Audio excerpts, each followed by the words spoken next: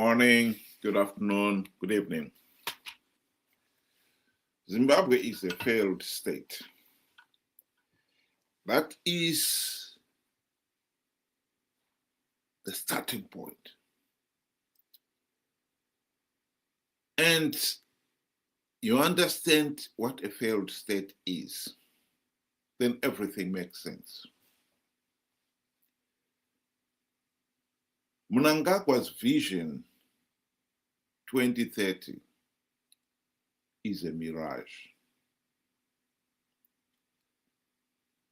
When Mnangagwa got into power on the cocktail of the 2017 military coup, he was cocksure that he was going to revive the country's economy and fortune.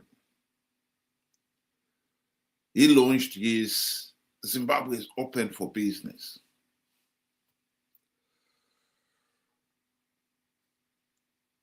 Within 6 months, it was clear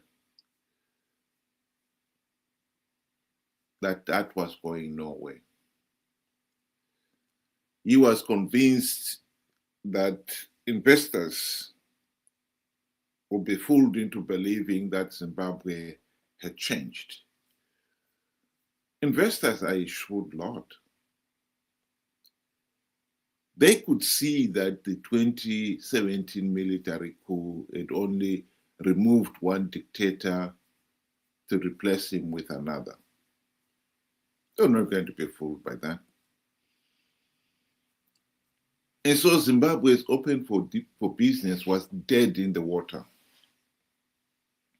Within 6 months,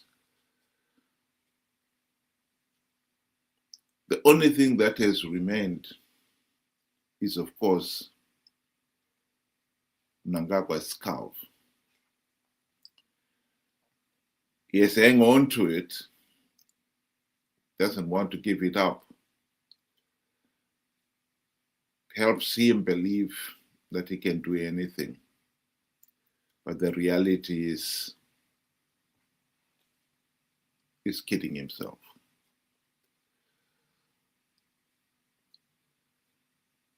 In 2024, when the party went to its conference in Bulawayo, Mnangagwa had worked on the party members, delegates who were attending that conference,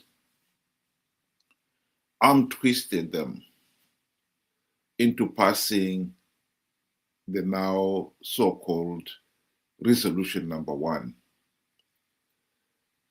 that the party should do everything in its power to make sure that Mnangagwa stays in office beyond 2028. ED2030 agenda was born. I think end of that year, Mnangagwa must have felt, he and his cronies must have felt they've achieved something. They had a wonderful Christmas. But hardly a month later, 27th of January 2025, Blessed Geza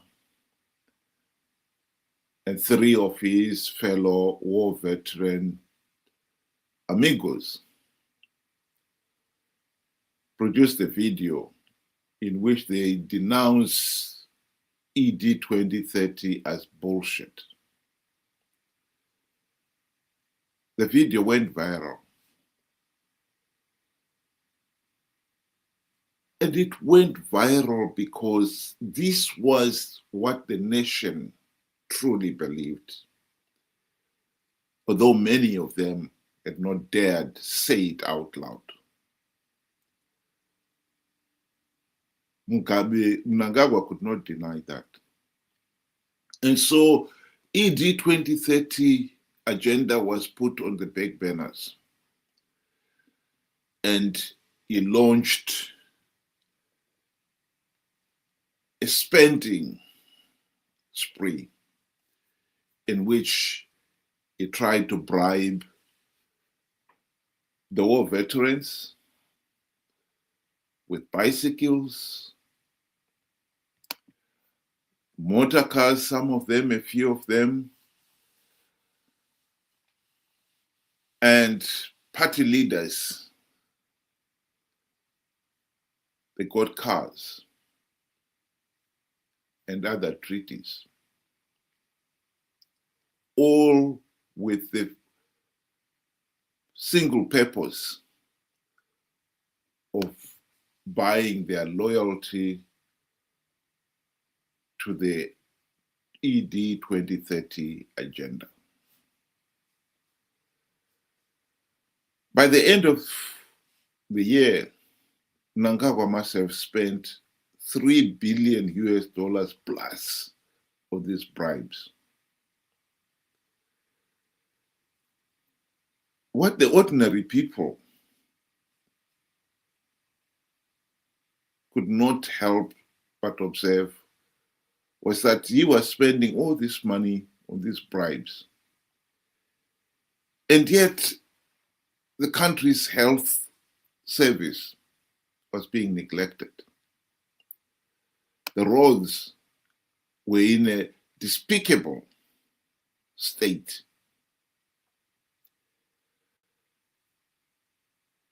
Country's education, the same thing.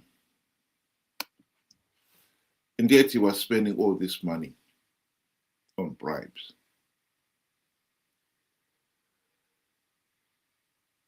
And in October, November last year, the rainy season started.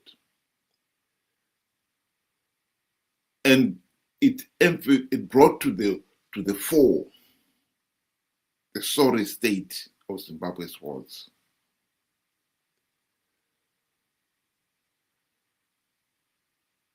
And once again, the people were reminded of how the regime had been wasting money on bribes when other important issues were being neglected. And so it is not surprising that the nation's anger was reignited. And this time, Mnangagwa knows that bribing the war veterans or those who are criticizing his policies will not work. So Vision 2030 is a mirage. ED2030 is dead in the water. And these efforts to revive them have failed. The writing is on the wall. Mnangagwa is losing it. He is no longer in control. And this is why when the video by Passion Java talking of 2026 will be the year when a lot of people will be purged, was not a surprise at all. The writing was on the wall. Anyone with eyes could see that for himself. Here is Passion Java. 2026 igore rekungangurwa. Kungangurwa what? Igore rekusungwa. Right. Yeah, vanhu vachasungwa. Kusungwa izini kusungwa kutoiswa mujeri. kusungwa nemwedzina. Aya kutoiswa mujeri cha. Amajeri achazara. Ko chini chetika. Nenye muso dzichaparwa ipapo abeka nemuso nyango dzitakapara kudhara titakuchika. Zvese ingori wave yekusungwa. Vanhu vachangangurwa. Vanhu vachangangurwa, maminister, mapoliticians, mabusiness people. Hakuna munhu asiri kungangurwa next day. He was right. To be quite honest, the writing has been on the wall already. Those Zanu PF leaders who have helped Mnangagwa rise to be the top dog knew that Mnangagwa is a buffoon. They also knew that he was a ruthless thug. If they thought he is our buffoon, he is our ruthless thug, now they're beginning to see the other side of it. In his desperate effort to hang on to power, Mnangagwa is turning on those around him.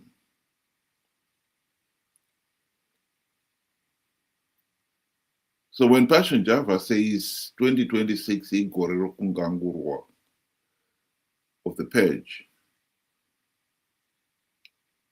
he's right. Here is somebody else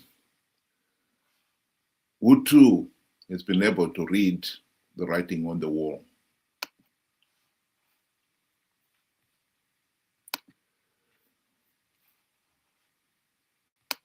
When an autocrat starts purging his own loyalists, it's more a sign of pathology than strategy. It's what Hitler did in 1934, what Saddam did in 1990, and more recently, what Mugabe did in 2014 and 2017.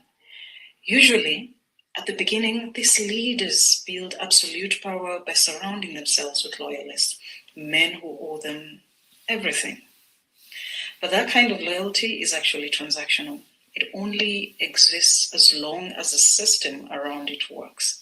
Once the system starts decaying, like the economy slowing, elites defecting, morale collapsing, loyalty becomes dangerous because loyalists are the ones who know the truth.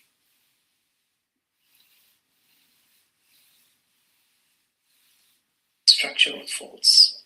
Now, a deeper layer here is that when a regime is built on myth, the people closest to this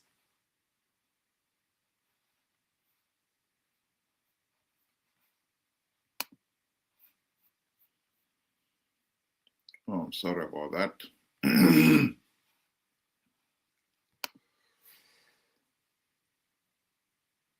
What she did try to explain there is that what is happening in Zimbabwe has happened in other countries with Adolf Hitler, Saddam Hussein, where the leader, in a desperate effort to hang on to power, turns on his followers.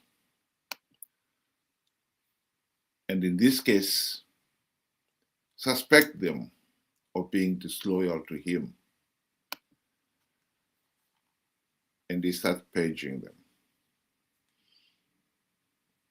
That is what is happening with Mnangagwa. Mnangagwa is not happy with the present situation in Zimbabwe. He cannot control it. Since he has tried to bribe people to buy into his ED2030 agenda and failed, he is now resorting to only the one thing that he knows best, violence. He's a thug, a ruthless thug at that. And so we should not be surprised with the purge.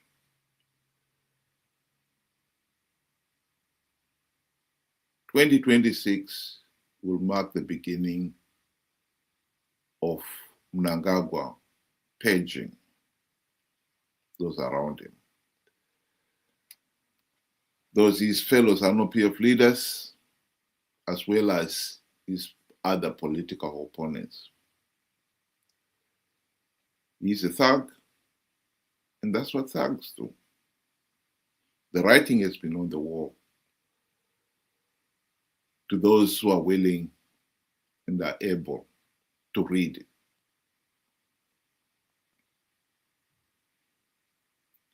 All I can say is, as much as Mnangagwa thinks he can hang on to power, the truth of the matter is he cannot. He's only digging his own hole deeper. When you're in a hole, you should stop digging. But of course, a buffoon like Mnangagwa does not understand that. He continues to dig. The tragedy is he's dragging the nation deeper and deeper into the abyss. We, all of us, will pay dearly for it. There is an opportunity to stop Mnangagwa, finally. I believe 2028 elections could end the Zanu PF dictatorship as we know it. All we have got to do is make sure that Chamisa and his so-called Chamisa Chete Chete Brigade do not participate in those flawed elections and give the regime legitimacy. This has been the problem for Zimbabwe. SADC and the AU election observers condemned 2023 elections as flawed and illegal. They could not take the extra step of denying Zanu PF legitimacy because 2 million of the Chamisa Chete Chete Brigade members participated in those flawed elections. It's been made abundantly clear repeatedly that if you participate in large numbers in the flawed elections, you give the process legitimacy. Chamisa managed to persuade his followers to participate on the basis of an idiotic lie that he had plugged all the vote-rigging loopholes. They believed him. They participated. Chamisa is back. He's telling the people the same idiotic lie that is going to plug all the vote-rigging loopholes. The question is, how many people will believe him? Because if many people believe him and participate in the same numbers as in the past, he will give Zanu PF legitimacy.